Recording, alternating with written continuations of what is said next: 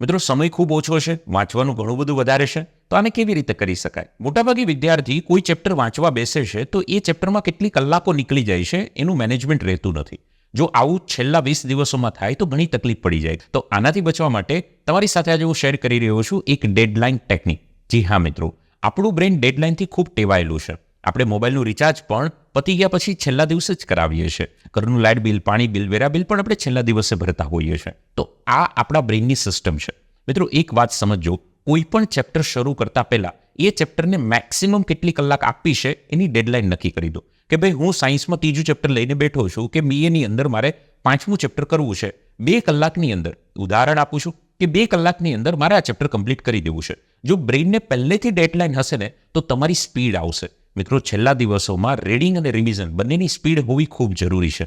તો જ આપણે ઓછા સમયમાં વધારે સિલેબસ કવર કરી શકશું. આ ટેકનિક તમને પસંદ આવી હોય